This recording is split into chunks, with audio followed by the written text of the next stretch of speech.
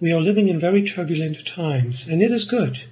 It is a blessing for God to allow us to be born in these end times where evil is at its peak, where Satan is unleashing literally the demons to wage a war against all Christians.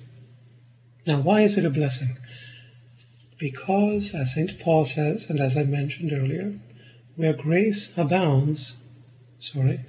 sin abounds, grace abounds all the more. I recall the words of the little saint who died at the age of 24, Sainte Thérèse de l'Enfant de Jésus, Saint Therese of the Infant Jesus, de Lisieux, and she said that she longed for the days of Antichrist. She says that in her letters, her memoirs. I wish I was born during the reign of Antichrist, she writes, so I could suffer all the sufferings that the martyrs suffer and give them to God for glory. Bless the Lord, O my soul, and all that is within me, bless his holy name. Hi, thanks for tuning in to Armor of God. As always, thank you so much, everybody, for taking the time to be here with us, and hopefully you'll be edified with what we've put together for you here. Well, this is definitely going to be a very interesting episode, and this will definitely help you to see Charles Darwin's theory of evolution in a different light after this, and also how Antifa and communism in general resembles that of Lucifer's plan.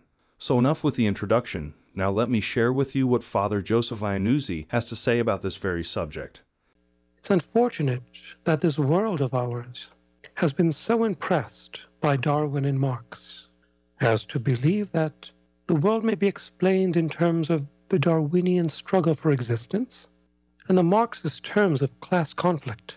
Marx and Engels, the two Germans who wrote the Communist Manifesto, which was adopted by Vladimir Ulyanovsky Lenin, who then implemented it in schools and in his philosophy and in his social system whereby communism was born. And he used that communistic philosophy to overthrow Christianity in Russia, overthrowing, the Romanov family and the Tsars.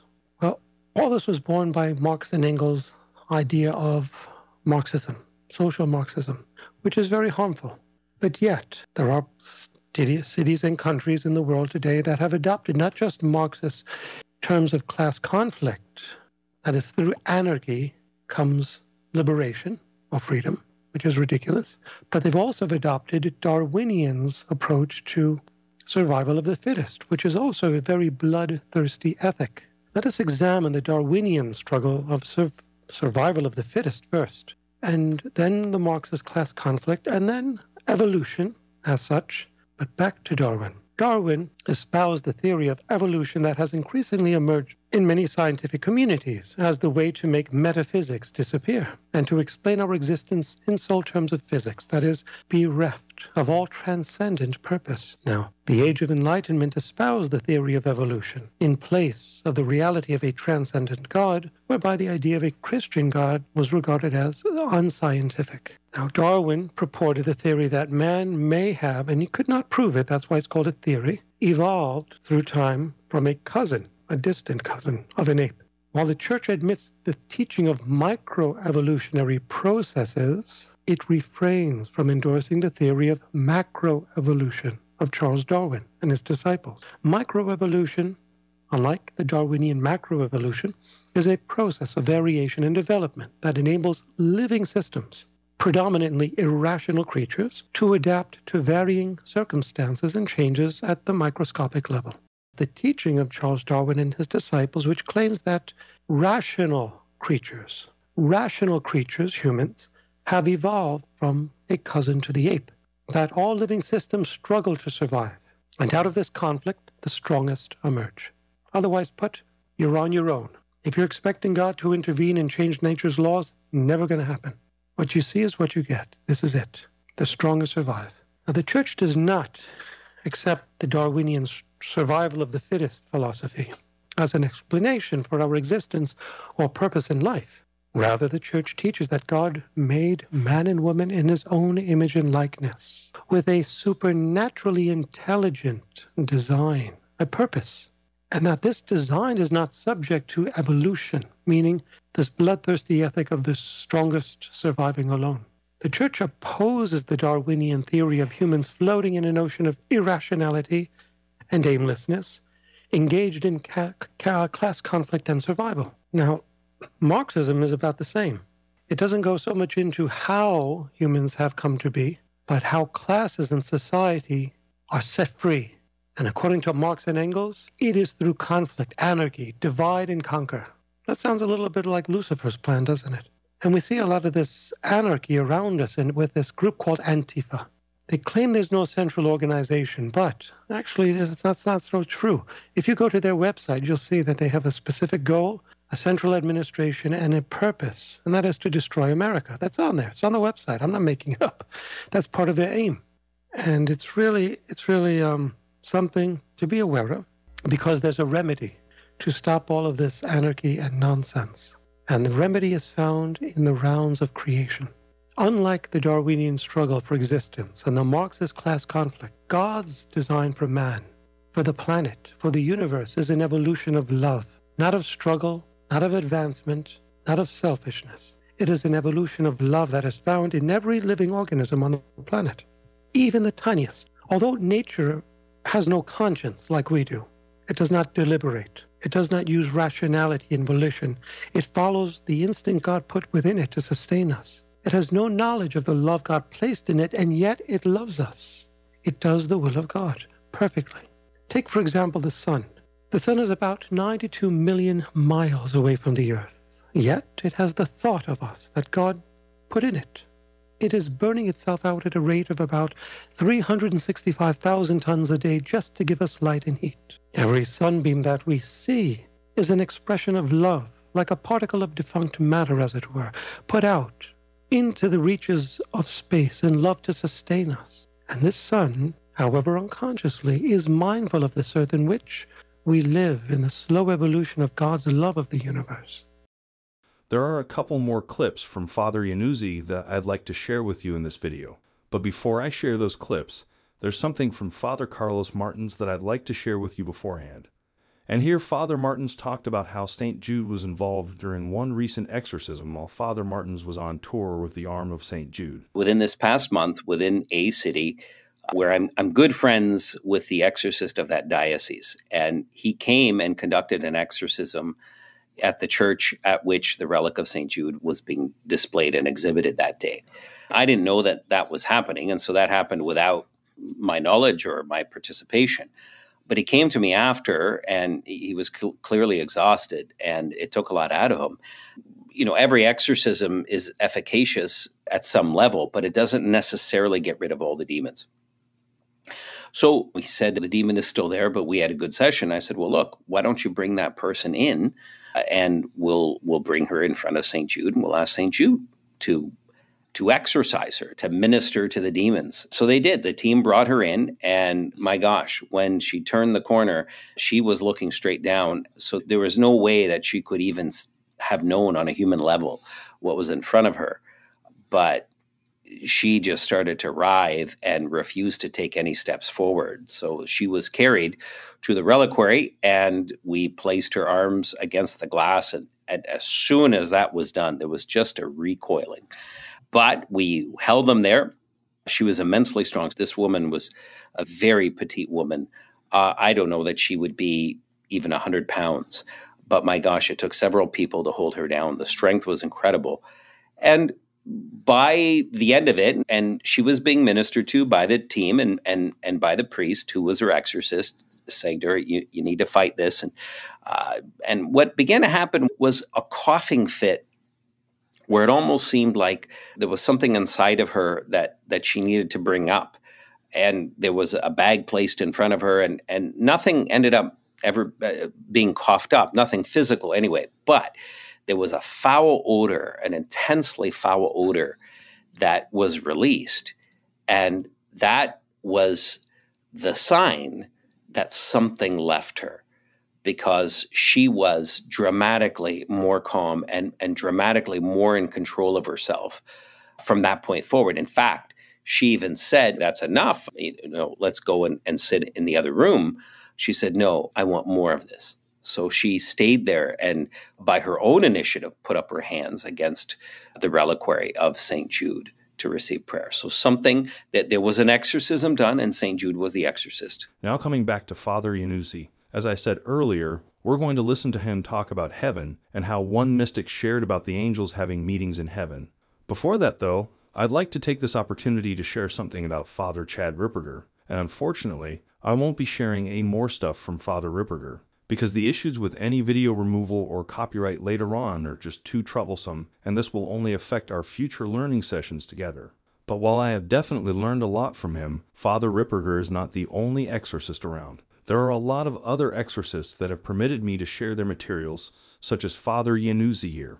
In any case, I will continue using the audio clip format in my videos and let you listen to the priests themselves talking in the video instead of me rephrasing what they said. I'm doing it this way because I do not want to risk misrepresenting what these priests did and did not say, to which I want to avoid at all cost. So I hope that's clear, and I'm truly sorry for the inconvenience because I won't be sharing any materials from Father Ripperger here anymore. Now coming back to Father Iannuzzi about the angels meetings that I talked about earlier. Now, I always wondered, what do the angels and saints in heaven do? We know that they are in God's divine presence, enjoying the beatific mode, but in human terms, what do they do? Do they have meetings? Do they do errands, Angels, of course, do errands. They're called messengers. That's what angel means. They're sent on on errands to carry out tasks. And what do the others do? The saints do in heaven. I asked that to a mystic whose writings have the imprimatur in nihil obstat. She is alive today, by the way. And she told me, actually, my angel once said to me, I have a meeting to attend to now in heaven. I have to go. So yes, there are meetings in heaven. Of course, it's not a CEO corporate business meeting where they have minutes and all that. And we review the bylaws and articles of incorporation, a 501c3 status and all that. No. We're talking about divine missions in heaven, divine meetings where they concur with each other, they talk, and they communicate in God's one eternal will. And that's interesting. Remember, in the next life, there is no static existence. There is no irreformable state of being. Rather, it's a dynamism. It's an ongoing, continuous expansion in God's one eternal will. Years ago, artists would portray statues. You'll see them today in basilicas and churches of a saint sleeping, lying on its side with its cheek in its palm, with its eyes closed, as if to indicate it's enjoying its eternal rest, its perpetual rest. It's enjoying leisure perpetually. Well, that's not really the way heaven is. Yes, there is a rest in God in the sense that there's no more toil, there's no more labor, there's no more pain or suffering or taxes, no. But the saints in heaven work more intensely than they did on earth. This is found in the writings of many saints. St. Therese, for example, says, when I die, my mission will begin from heaven.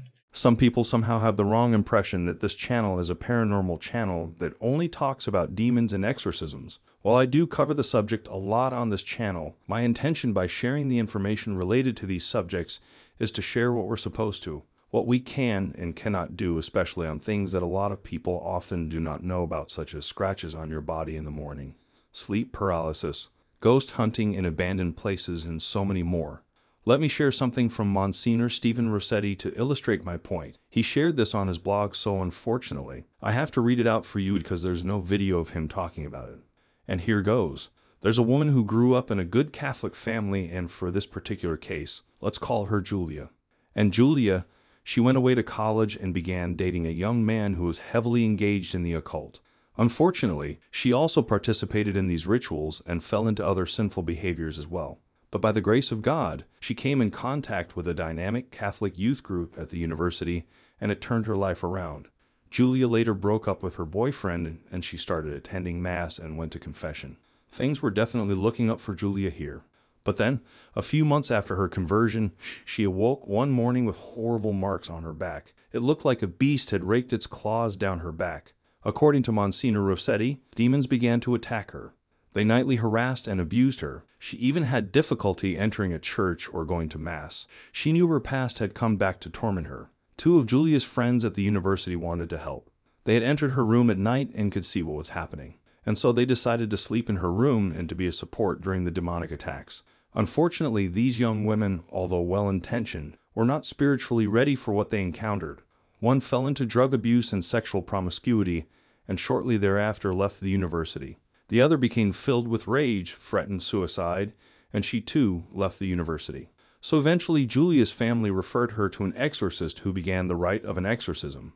But here's the thing. Julia noted that when she went home to her family, the demons did not enter the house, and the exorcist explained that their house had been blessed.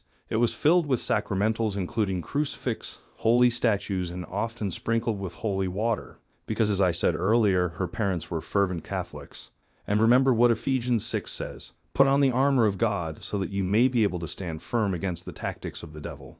Julia's two friends earlier were not ready, but her parents were. Faith in God is the armor that protects us. As faith slips away in these secular days, a lot of homes and families will not be protected. As faith slips away in the world, what will become of it? And let me share you another case that Msgr Rossetti wrote about a woman who was sexually assaulted by demons. And according to him, in the midst of an exorcism session, let's call the victim Lucy. So Lucy started to scream and thrash. By the sound of her voice, Msgr Rossetti knew it wasn't the demons. It was Lucy herself. "Get them off me," she yelled. "Are the demons molesting you?" Msgr Rossetti asked, and she began to sob. Yes. So, Msgr Rossetti immediately commanded the demons to stop. He beseeched the Blessed Mother to spread her mantle of protection with all its purity over her, and also asked the angelic powers of heaven to establish a perimeter of protection around Lucy, and after about 5 minutes it stopped. Not long before this exorcism session, another exorcist called Msgr Rossetti for an advice. That exorcist said he had a new referral, and the woman claimed to be sexually abused by demons at night. He was skeptical, but Msgr Rossetti explained that this is actually common. One of the demons' most upsetting tactics is sexually abusing, and thus shaming and traumatizing women. It can be hard to understand why God would allow this. But God allows millions of people around the globe every year to be sexually abused by humans. Sexual abuse is an evil act in league with the devil and his minions. After the session, Msgr Rossetti explained to Lucy that demons do not have gender, nor do they have bodies.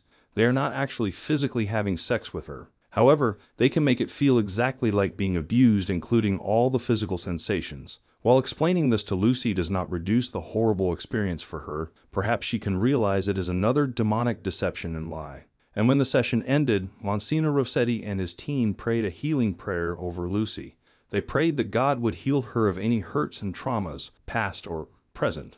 An exorcism is a dirty, ugly affair because of the presence of evil demons in all that they do. It is particularly awful, and the exorcists too can feel helpless and pain to the heart when the afflicted person is being abused by demons right in front of them. Well then, that will be all for the video this time.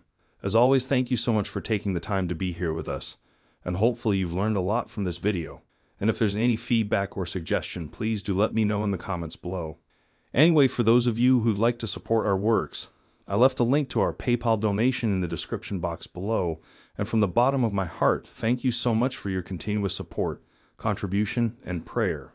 And if it isn't too much of a hassle, please do share this video with your friends and family on your social media. Well then, until the next one, stay safe, stay healthy, and may God bless you.